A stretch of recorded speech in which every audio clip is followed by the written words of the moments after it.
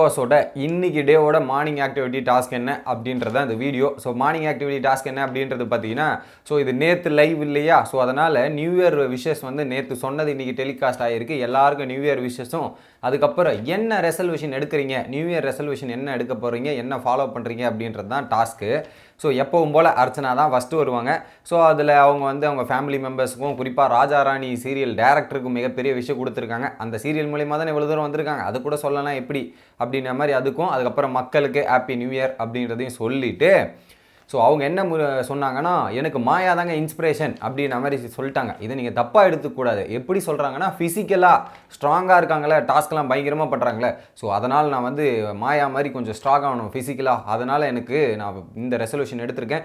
வெளியே போனவொடனே ஜிம்மில் ஜாயின் பண்ணி ஒர்க் அவுட் பண்ணுறேன் அப்படின்ற மாதிரி சொல்லியிருந்தாங்க. போன வருஷமே அப்படி தான் ஜாயின் பண்ணாங்களாம். நான் காசை கட்டிட்டு 4 நாள் இந்த ஜிம் பக்கம் போனது, அதுக்கப்புறம் போகவே இல்லையா. ஸோ இந்த ரெசல்யூஷன் எடுத்து ஃபாலோ பண்ணுவாங்கன்னு நினைக்கிறேன். ஒன்று.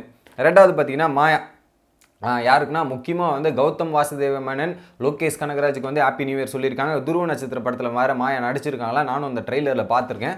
ஸோ அதுக்கு ஒரு விஷயத்தை சொல்லியிருந்தாங்க. அதுக்கப்புறம் பார்த்தீங்கன்னா, இதுக்கப்புறம் நான் வந்து ரெசல்யூஷன் என்னென்னா, இதுக்கப்புறம் நான் பொறுப்பாக இருக்கணும்னு நினைக்கிறேங்க. நான் வந்து பொறுப்பே இல்லாமல் வீட்டில் வந்து என் திங்ஸு இந்த மாதிரி விஷயங்கள்லாம் இல்லை.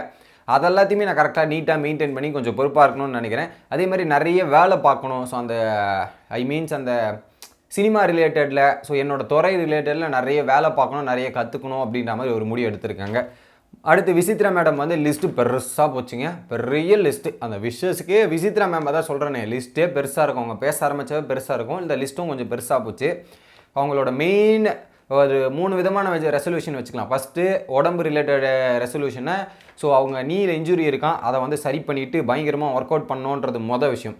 ரெண்டாவது பார்த்தீங்கன்னா பிஸ்னஸ் ரெசல்யூஷன் அப்படின்றது வச்சுக்கலாம். ஸோ வெளியே போயிட்டு ஒரு ரெஸ்டாரண்ட் ஆரம்பிக்கணும் அப்படின்ற மாதிரி இவங்க ஒரு பிளான் பண்ணியிருக்காங்க போல், அதை போய் ஆரம்பிக்கிறதுக்கான வேலை பார்க்கணுன்றது ரெண்டாவது ரெசல்யூஷன்.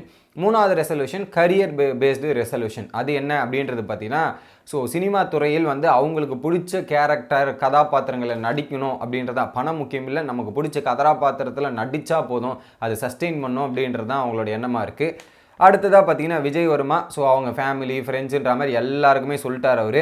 என்னென்னா அவரோட மெயின் ரெசல்யூஷன் என்னென்னா, அம்மா கூட டைம் ஸ்பெண்ட் பண்ணணும். விசித்ரா மேம் சொன்ன மாதிரி அம்மா கூட வந்து இப்போ கொஞ்சம் ஃப்ரெண்ட்ஸை விட அம்மா கூட அதிகமாக டைம் ஸ்பெண்ட் பண்ணணும்னு நினைக்கிறேன். அது இங்கே பார்க்கும்போது எனக்கு தோணுது அப்படின்ற மொதல் விஷயம். ரெண்டாவது பார்த்தீங்கன்னா கரியர் பேஸ்டு அப்படின்றதில் 2லேருந்து 3 படத்தை வந்து ஆக்ட் பண்ணி முடிச்சிருக்கணும், ஆக்ட் பண்ணி இருக்கணும் இந்த இயரில் அப்படின்ற மாதிரி முடிவு பண்ணியிருக்காரு. ஓகேங்களா. அடுத்து தினேஷ் வந்து அவரோட லிஸ்ட்டு பெருசாக பேசிகிட்டு இருந்தார்.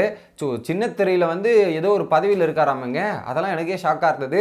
ஸோ அந்த கம்யூனிட்டிக்கு வந்து நிறைய ஹெல்ப் பண்ணணும், வெளியே போயிட்டு அந்த வேலை பார்க்கணும், உங்களுக்கு எல்லாருக்குமே நிறைய பாசிட்டிவாக அமையணுன்றதை சொல்கிறாரு. இவர் எடுத்த ரெசல்யூஷன் தான் ரொம்ப பிடிச்சிருந்தது. நல்ல ரெசல்யூஷன். என்னென்னா, ரெசல்யூஷன் எடுக்கவே கூடாதுன்றதுக்காக ஒரு ரெசல்யூஷன் எடுத்திருக்காரு. அதான் ஹைலைட்டு. வருஷம் ரெசல்யூஷன் எடுப்பாராம், பட் அந்த ரெசல்யூஷன் ஃபாலோ பண்ணுறது, அதனால் ரெசல்யூஷன் எடுக்கவே கூடாதுன்னு ஒரு ரெசல்யூஷன் எடுத்திருக்காரு பாருங்க, வேறு லெவல் அப்படின்ற மாதிரி தான் இருந்தது. அப்புறம் பூர்ணிமா விஷ் பண்ணது எல்லாருக்குமே கம்மி தான். பட் அவங்க சொன்ன பாயிண்ட்லாம் என்னென்னா, ஃபோக்கஸ்டாக இருக்கணும், ஒரு விஷயத்தை ஃபோக்கஸ் பண்ணி இது பண்ணணும். அதுக்கப்புறம் பஞ்சுவல், இங்கேயே நான் பஞ்சுவலாக இருக்கிறது இல்லை, எல்லாத்துக்கும் லேட்டாக வர்றது இதுவாக இருக்கிறது. வெளியே போயிட்டு வேலைன்னு வந்து அது பஞ்சுவல் ரொம்ப முக்கியம், அந்த பஞ்சுவல் இது பண்ணணும் அப்படின்றத சொல்லியிருந்தாங்க. அதே மாதிரி நிறைய விஷயங்களை கற்றுக்கணும், லேர்ன் பண்ணணும், லேர்னிங் ப்ராசஸ் இஸ் இம்பார்ட்டன்ட் அப்படின்ற மாதிரி சொல்லிவிட்டு, அதுக்கப்புறம் பார்த்தீங்கன்னா மாயா மற்றும் பூர்ணிமாவோட நட்பு வெளியே போய் தொடரணும், அதை கண்டினியூ பண்ணுவேன் நான் நினைக்கிறேன் அப்படின்றத சொல்லிவிட்டு, கடைசியாக பார்த்தீங்கன்னா ஓவராக எக்ஸ்பிளைன் பண்ணுறதால உங்களுக்கு இங்கே பல பேருக்கு பிடிக்கல, அதை கம்மி பண்ணிக்கிறேன். வீட்டுக்கு வெளில நான் அந்த மாதிரி எக்ஸ்பிளைன் பண்ணலை, பட் வீட்டுக்குள்ளே வந்து அந்த மாதிரி எக்ஸ்பிளைன் பண்ண வேண்டிய சுச்சுவேஷன் கட்டாயம். அதனால் எனக்கு வந்து அந்த ஸ்டார்லாம் கூட கிடச்சிருந்தது. பட் சில பேருக்கு புரியும், சில பேருக்கு வந்து புரியாமல் இருக்கும். பட் எனிவே ஹர்ட் பண்ணியிருந்தா சாரி அப்படின்றத சொல்லிவிட்டு முடிச்சிருந்தாங்க. அடுத்ததாக மணிச்சந்திராவை பொறுத்தவரையும் சாண்டி மாஸ்டர் மற்றும் கார்த்தி மாஸ்டர் தான் மணிச்சந்திராவோட வளர்ச்சிக்கு மிகப்பெரிய ஒரு காரணமாக இருந்திருக்காங்க.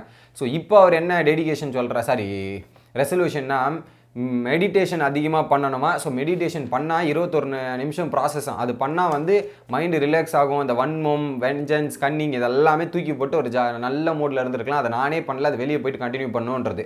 அடுத்து விஷ்ணு அவர்கள் டான்ஸ் ஃபேமிலி இதெல்லாம் விஷ் பண்ணிட்டு டான்ஸ் மூவ் நிறைய லேர்ன் பண்ணணும், மணிச்சந்திரா ஆகிட்டு கற்றுக்கணும். அதுக்கப்புறம் இது ஒரு பக்கம் பாசிட்டிவ்னா, இது ரெண்டாவது ப்ரூட்டல் அட்டாக்ங்க. இதுக்கப்புறம் எவனையும் நம்பக்கூடாது. நம்ம நண்பன் சொல்லிட்டு ஏமாத்துறவன தான் அதிகமாக இருக்கானுங்க. நல்லா நல்லது செய்வேன்னு நினச்சா அவனுக்கு நல்லதெல்லாம் செய்கிறதில்ல. செல்ஃப்லெஸ்ஸு, அப்புறம் செல்ஃபிஸு, கன்னிங்கெலாம் சொல்கிறவங்களாம் இப்படி தான் இருப்பாங்க.